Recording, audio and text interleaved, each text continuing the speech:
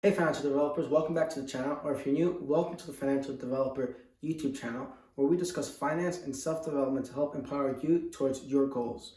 So in today's video, we're going to be discussing the simplest way to budget and pretty much watch your spending habits. And this is going to be a very macro idea, so we're not going to go into detail of like perhaps different budgeting specifics that you could do. So like with I did a previous video where we discussed the budgeting envelope method. So if you want to take a look at more specific ideas like that, go ahead and feel free to click on the link somewhere up above up there. But today we're going to be looking more at the big picture macro idea.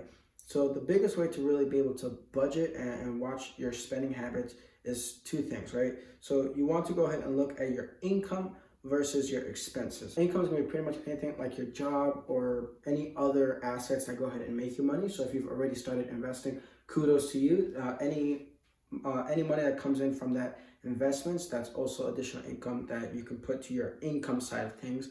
And then expenses are anything that's pretty much going to cost you money. So that's going to be pretty much things like rent, car, and if you pay for school, food, and things of that nature. And the second idea is to just have a little humility and be able to sit down and just really think about, if you want to go ahead and save more money, then you have to go ahead and be able to not spend so much, right? Because that'll allow you to have more capital to put into your saving pile or perhaps your investment pile. So in directly looking at your income, again, this is going to be more your job, so the salary that you make. So if you make $40,000 a year, your current income is going to be $40,000, right? You know, minus taxes and all that. And then if you have any other investments, so you have real estate properties coming in, or you have perhaps stocks that bring in dividends, that's additional cash flow, that's income for you that you can actually use towards spending your expenses or towards adding to your savings stash or your investment stash. And hopefully the overall idea is that you continue to grow your investment stash or continue to grow your actual assets so you can increase the cash flow that's coming in. This can also be ideas such as increasing your knowledge in whatever specific field you're currently working in. That way you can go ahead and actually gain higher salaries. So if you're only making $40,000, you can go to your $60,000 goal, your $80,000 goal. Idea being that you continue to grow your knowledge and therefore become more experienced and have better depth and understanding in your career field. So again, that's really your income side, where that's the money that's going to be generated in, or you can think about cash flow, where your cash flow is coming into your different accounts.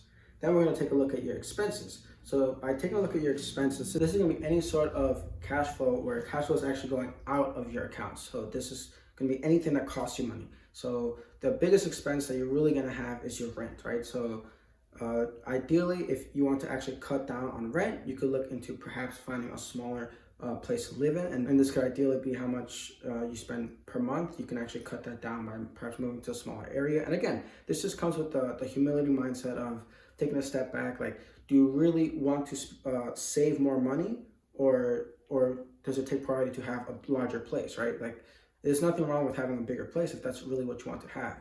But then that's also going to cost you more money. Therefore, which one just really takes priority, right? So if you want to go ahead and be able to add towards your savings stash or your investment stash, this is a key idea that you could do. You could even look into, perhaps you're on the younger side, you're not afraid to eat a little more dirt. You can actually go ahead and look into renting out a room. With renting a room, it's a lot cheaper than even just getting like a studio apartment sort of thing. And with that extra money that's being saved, you can actually add that to your other investments or to your savings account. Now, the second largest expense that most households have is going to be your car payment. So car payments are pretty much going to be any payments that you pay towards, the title of the car, any loan payments that you may have with owning the car. And so another way you could cut down on that is perhaps, getting rid of your car. Now, I get it, in some situations that might not be ideal, which I totally understand. You can't, in this situation, we can't really take the bus right now. It's not perhaps the best way to travel at the moment, but you could also look at it as, all right, maybe trading your car for an older model, a slightly more reliable car. That way you can just pretty much have a more reliable car that maybe doesn't look so flashy, but then therefore the payments that you have to pay per month aren't as high. And again, you have that extra little money that you can go ahead and add towards your income instead of having to put it out in your expenses, right? So that income that you're making, you can put into your savings account, your investments account, whatever other accounts where you can go ahead and pretty much build instead of just putting it out in the expense area. Then from there, you're really going to want to look at any other spending habits you might have. So if you really enjoy perhaps buying a lot of Nike pairs of shoes, or you really enjoy getting purses, whatever your fix is, really maybe go ahead and budget. You're only allowed to spend, I don't know, $20, $100, or whatever X amount per month, per week, however you want to go ahead and budget that out. That way, you're able to hold yourself a bit more accountable to the expenses that you are spending. And again, it's just taking a little humility, step back and looking at what priorities you want to really set up there. So if you really do enjoy, I don't know, buying shoes or again, buying purses, then by all means, I'm not saying go ahead and just completely cut that out, but go ahead and look at how much you've actually spent throughout the last couple of weeks or months, and go ahead and try and budget that down. That way you have more money to go ahead and add to your savings, stash or your investing stash.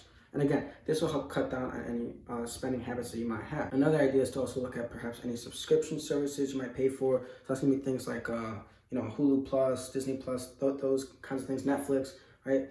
With those, take a look at how much it's really costing you per month, and just sit down and think, like, is this really something that I actually use? Like I just recently canceled Hulu because I stopped using it when school started, and I really don't have time anymore to really be watching TV. So I've pretty much cut that out, and that's an extra $12 you can go ahead and save, and that's actually going to be added to my investment pile. So whatever you can really find that you go ahead and consistently spend money on, if it's a priority to you, then by all means go ahead and spend a little money on that. But make sure you hold yourself accountable and see how much you're actually spending. So again, if you're spending, I don't know, $100 or $1,000 on shoes, and you really want to cut down and perhaps save that extra money towards a savings stash, then maybe budget yourself to only $20, and you just really try and find shoes perhaps at like thrift stores and things of that nature, where you can get a really great bargain. You clean them up, and now you have your nice shoes that hopefully only cost you maybe $15-$20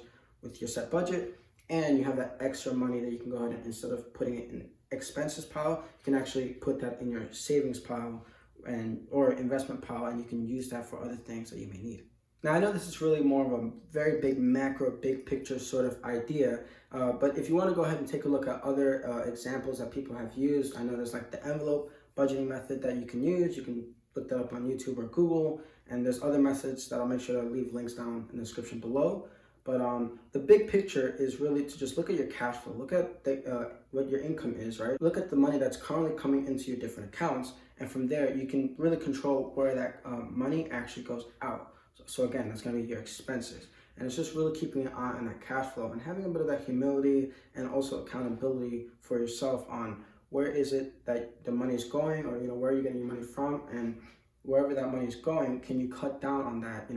Does your priority take more of, do you want to save more, or do you want to go ahead and get more shoes, right? But it's also like, if you want to go ahead and get better quality food, you might have to spend a little more money on your food budget. But then that just means maybe you have to cut down on some sort of other budget, again, like shoes or purses, or you can even just cut that out completely. It's like that. If your priority really is to go ahead and save or use that extra money to invest and other things of that nature. It's really just sitting down, having the humility to sit down, take a look at what priorities you want to set for yourself and how you want to go ahead and execute on those different priorities. But again, the big picture idea is to really just look at your cash flow versus your income versus your expenses. I hope you guys enjoyed today's video, taking a big picture idea on how to really simply budget, your cash flow coming in and the cash flow going out. If you guys enjoyed today's video, please make sure to hit that like button. Don't forget to subscribe if you haven't already, if you want more finance and self-development content. Thanks for watching.